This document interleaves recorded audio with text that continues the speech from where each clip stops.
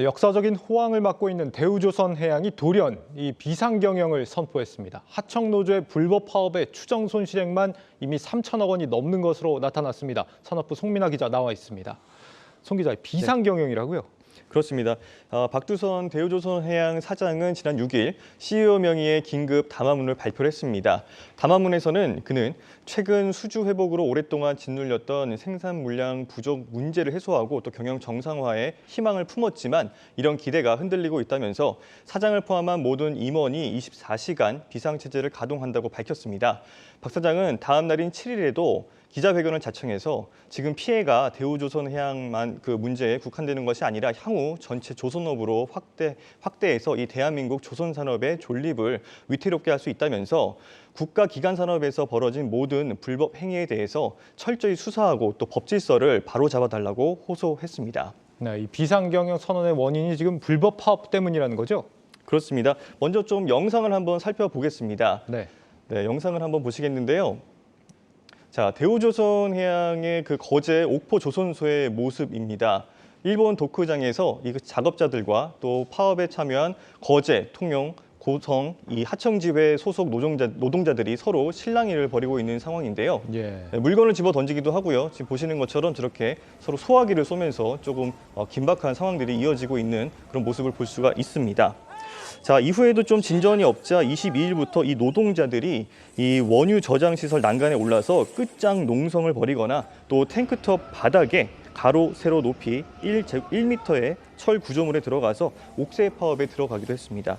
아까 말씀드린 대로 이 불법 파업에 나선 노동자들은 거제, 통영, 고성, 이 하청지회 소속 노동자들입니다. 대우조선해양 사내 협력사 22곳에 400여 명의 노동자들이 노조원으로 가입되어 있는 그런 노조인데 지난달 2일부터 이들 중 100여 명이 파업에 돌입을 한 겁니다. 강성노조가 파업을 하는 경우 사실 종종 있지 않습니까? 비상경영까지 할 문제인가요? 네, 진술을 해야 하는 이 도크를 점령한 것이 어떻게 보면 좀 결정적이었다라고 말씀을 드릴 수 있습니다. 네. 이 진수는 배를 선사에 보내기 전에 미리 물을 좀 이렇게 받아놓고 배를 띄워보는 그 마지막 테스트 과정이라고 말을 할 수가 있습니다. 이 대우조선해양 측은 과거에 그 강성노조와 대치를 했을 때라도 도크는 양측이 좀 불문율로 정해놓고 서로 건드리지 않는다고 했습니다. 그런데 이 진수 과정을 못하게 막으니까 어떻게 보면 선박 인도가 지연이 됐고 이 같은 사태가 계속되면서 큰 피해는 어떻게 보면 또 불가피할 수밖에 없는 상황이 됐습니다.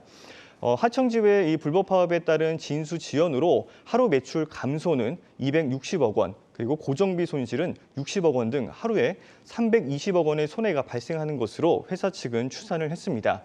지난달까지 이렇게 발생한 손실만 2,800억 원이 넘고 여기에 인도 일정을 맞추지 못해서 발생한 이 지체 보상금까지 더해지면 3천억 원이 넘을 전망입니다. 또 불법 점거 장기화로 이 작업 진행이 안 되고 또 다른 호선까지 지연이 된다면 이 피해 금액은 눈덩이처럼 더 불어날 것이라는 관측도 내놓고 있습니다. 네, 벌써 손실이 3천억 원이 넘고 더 커질 수 있다. 물론 회사 측 추산이긴 합니다만 손실이 심각해지면 결국에는 이제 노조원 자신들한테도 좀 피해가 갈 거 아닙니까? 그렇죠. 이렇게까지 강경하게 요구를 하고 있는 게 어떤 부분입니까? 일단 요구 사항을 좀 들어보면은 작년에 실적이 좋았으니까 임금과 또 상여금을 더 올려달라라는 부분인데요. 하지만 이 하청지회 노동자들은 지난 1월부터 임금 30% 인상 그리고 이 상여금 300% 인상안을 강력하게 좀 요구를 하고 있습니다. 하지만 그 이면을 좀 들여다보면 상황은 조금 다릅니다.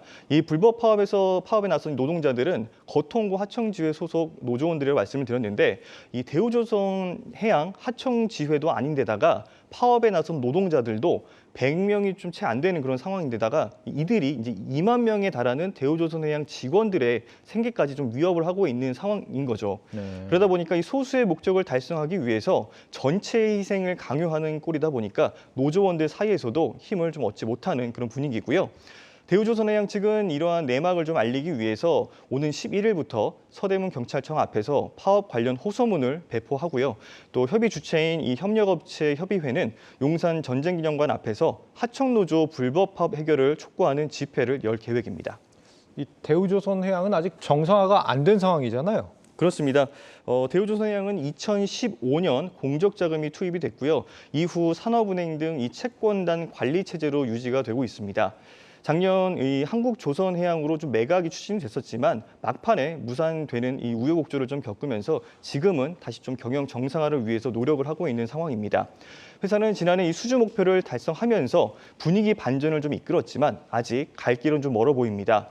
이 대우조선해양은 원자재 가격 급등과 또 외주 비용 상승 등 여파로 지난 1분기 영업 손실은 4,701억 원을 기록을 했습니다.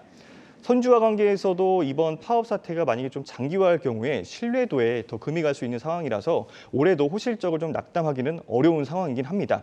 어렵사리 이 경영 정상화를 위한 호기를 맞았는데 이 강성 파업에 막혀서 이 기회를 살리지 못할 위기에 좀 놓인 겁니다. 네, 알겠습니다. 산업부 송민아 기자였습니다.